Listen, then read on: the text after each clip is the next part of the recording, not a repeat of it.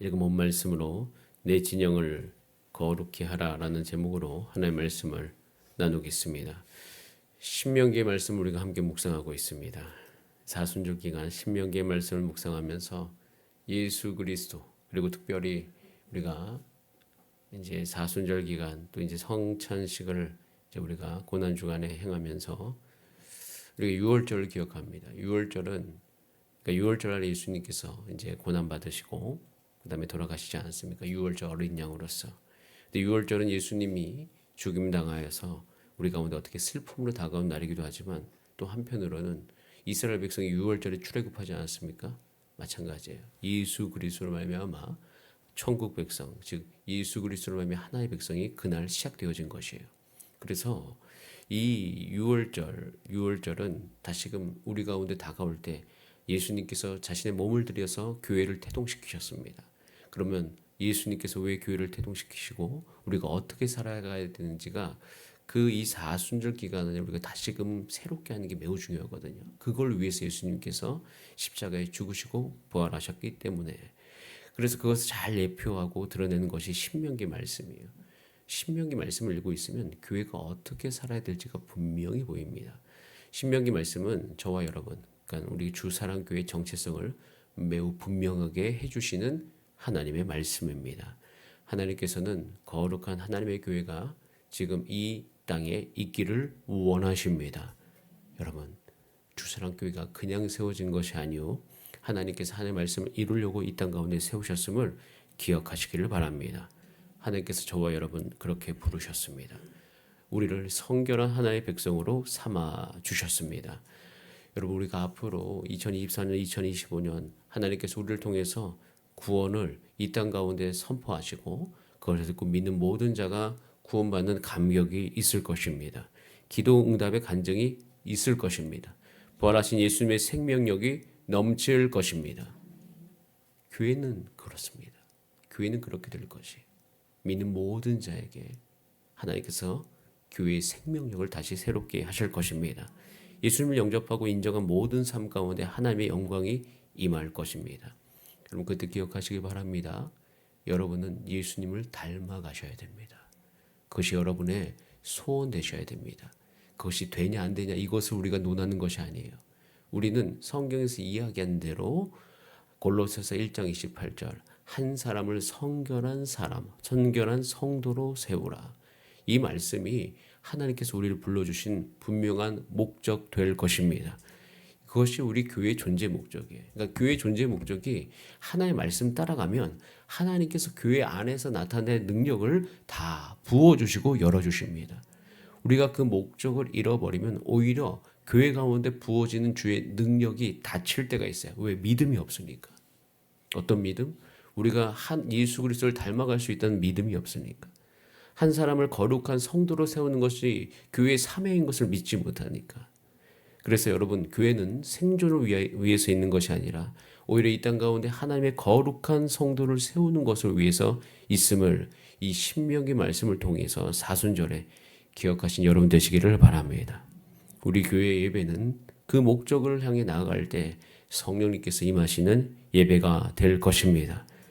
그리고 우리 교회 모든 주사님께 성도님들은 성령의 충만함과 힘을 받아서 이 땅을 살아가게 될 것이에요. 기도하기는 가정과 교회에서 우리가 사랑함으로 살아가게 되기를 간절히 소원합니다.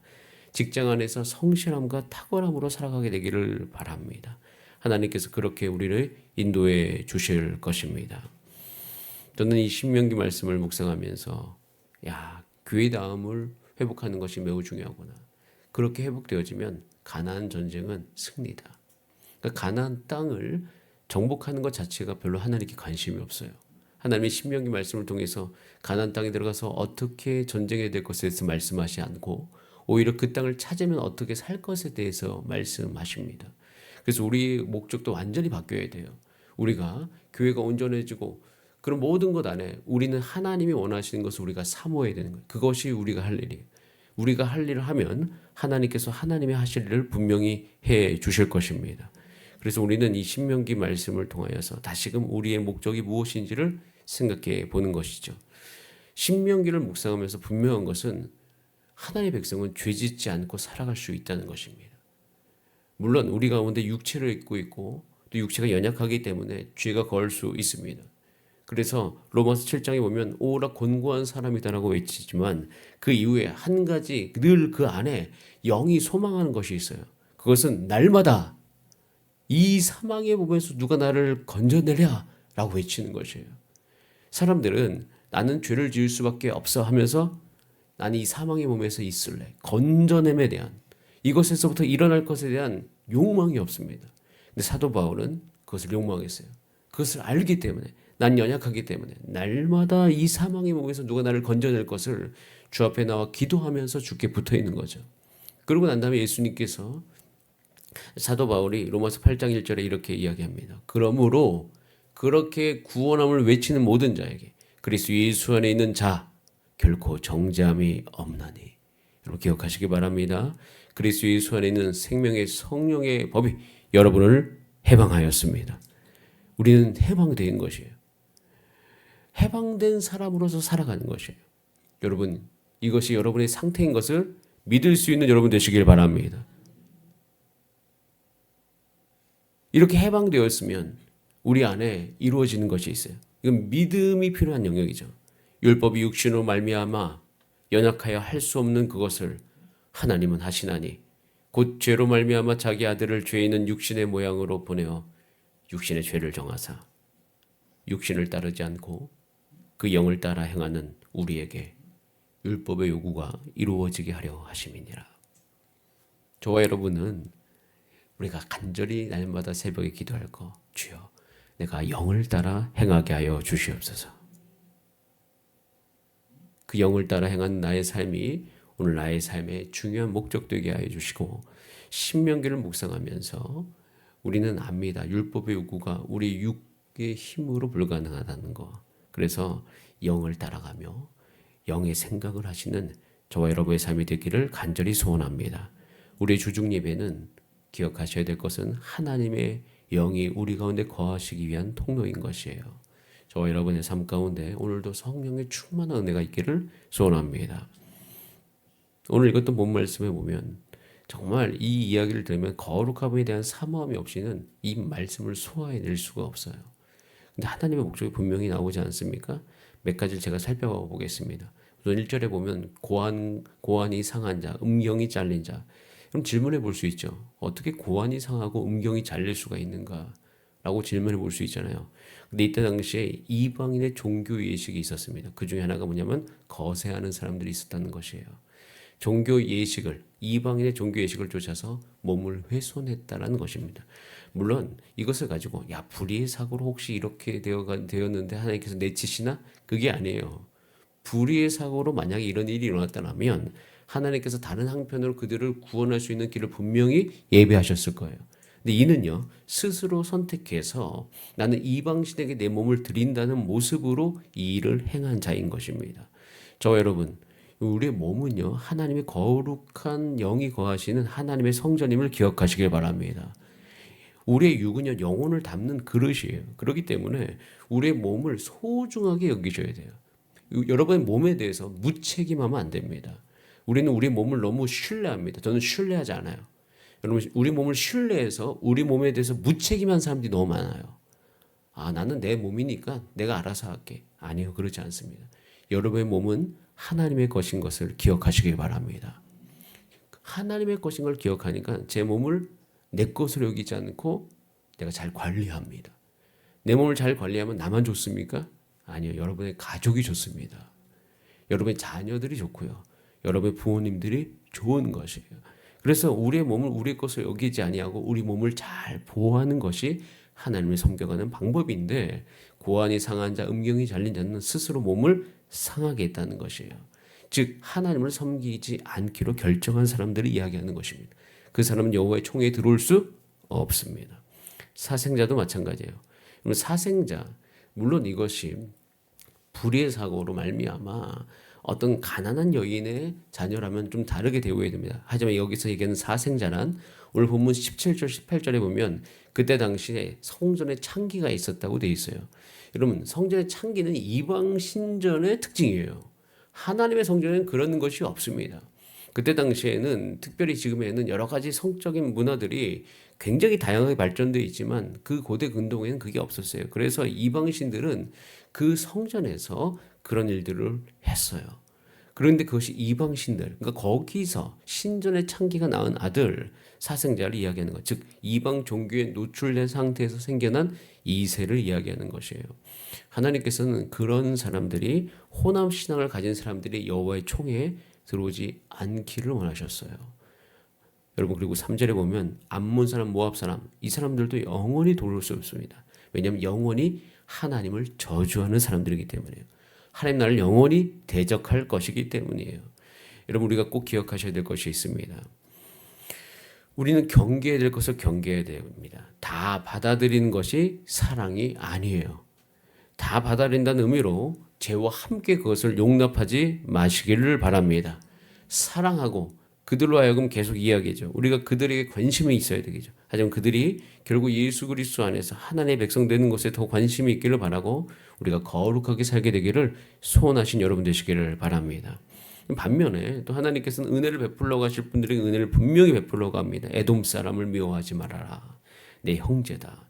그러면서 그 사람은 계기 되었을 때 애굽 사람 그들의 어떤 에돔 사람에게 신세를 졌던 적이 있어요. 하나님의 백성을 위하는 민족 그들에게는 친절을 베풀어야 된다는 것을 꼭 기억하게 하십니다.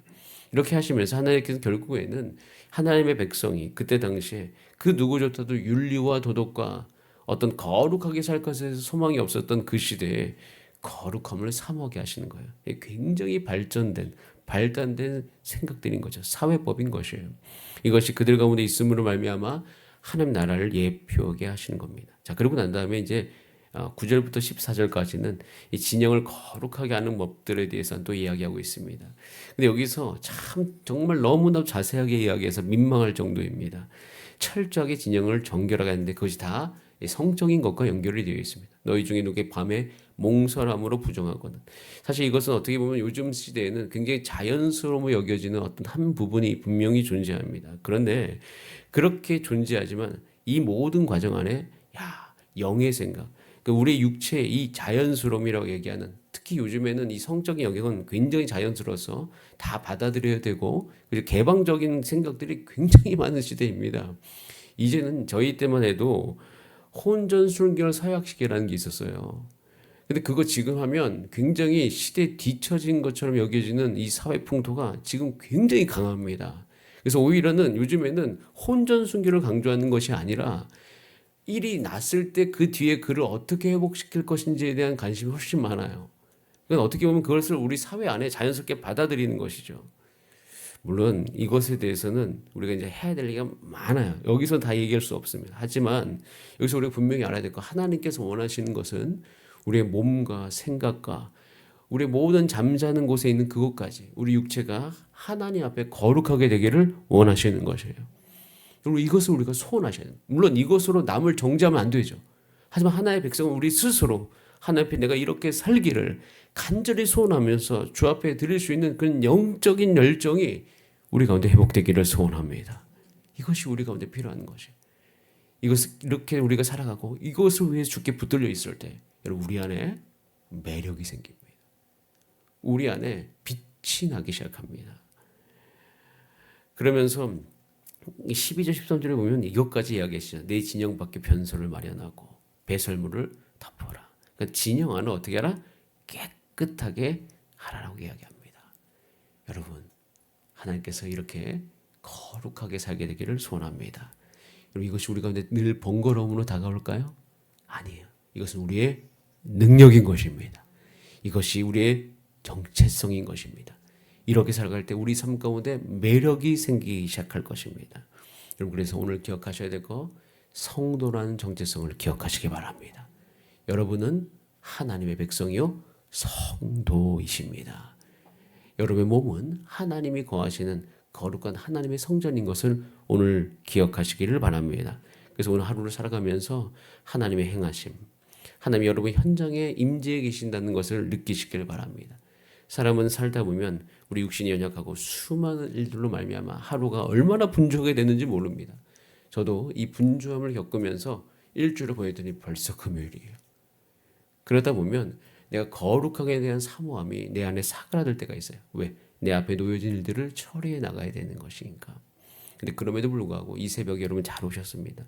이 새벽에 하나님의 성령이 충만한 은혜를 구하시면서 주여 내가 오늘도 내 모든 분주함에서 잠깐 이 시간 나와서 이 새벽에 하나님 내가 거룩한 하나님의 백성이오니 내 삶 가운데 거룩함이 임할 수 있도록 주님 내게 힘을 주시고 또한 분주한 모든 삶 가운데 성령님께 도와주셔서 이 하루가 규모 있게 살아갈 수 있도록 도와주시고 시간이 잘 활용되게 하여 주시고 이 저녁에 내 몸은 피곤할지언정 아버지 하루의 삶 가운데 느껴지는 보람이 내게 있게 하시고 또 내일을 맞이할 수 있는 힘이 내 안에 있을 수 있도록 주님 인도하여 주시옵소서. 이렇게 기도하는 저와 여러분 되시기를 간절히 바랍니다. 우리 다 함께 기도하시겠습니다. 이 시간 기도할 때 주여 우리의 삶을 거룩하게 하여 주시옵소서. 주님 거룩을 사모하게 하여 주시고 이것은 구원받는 조건으로서 이야기하는 것이 아니에요. 여러분 우리는 천국 가기 위해서 율법을 지켜가는 것, 천국 가기 위해서 성령의 충만함을 구하는 것이 아니에요. 천국 백성으로서 살아가기 위해서 구하는 것이. 하나님께서 저와 여러분을 천국 백성 삼아 주셨으니 그렇게 살도록 오늘 여러분을 보호해 주실 것을 믿습니다. 자, 그것을 믿는 믿음으로 우리 다 함께 주여 한번 부르신 다음에 우리 다 함께 합심으로 주 앞에 기도하시겠습니다. 주여